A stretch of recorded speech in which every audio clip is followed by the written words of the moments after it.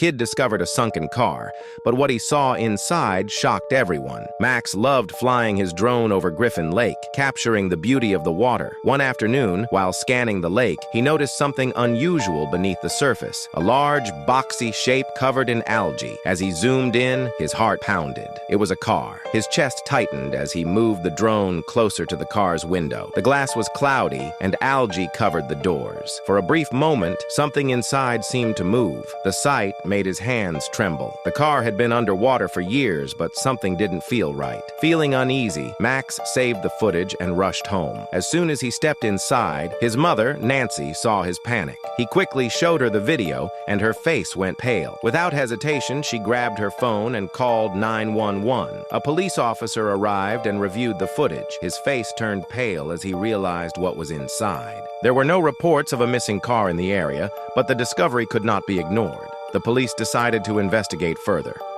Max felt uneasy. He knew this was not just an abandoned vehicle. Something about it felt important. 3 days later, a tow crew arrived to recover the car from Griffin Lake. The process was slow, and visibility was poor. The lake was deep, and the car was hidden under layers of algae and thick plants. Max, knowing the lake well, helped the team find the exact spot where he had seen the vehicle. Divers went into the water first, attaching cables to the car. The tow truck on the shore slowly pulled it up. Water rushed out of the rusted frame as it broke the surface. Mud and weeds clung to its body. The crowd watching remained silent. The car had been underwater for decades, and everyone knew something terrible had happened. When the authorities looked inside, they found a chilling sight. A woman's body was still in the driver's seat. The discovery shocked everyone. The remains were carefully removed, and investigators began searching for answers. The police identified the woman as Janet Ferris, who had disappeared in 1992. She had been on her way to a wedding but never arrived. For years, her family had searched for her.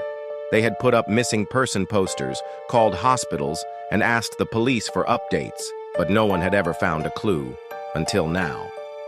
When the police informed Janet's son, now in his 60s, he broke down in tears.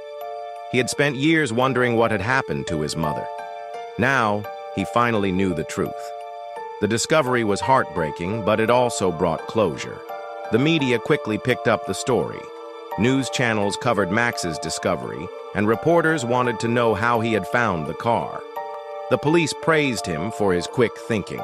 They said his actions helped solve a decades-old mystery.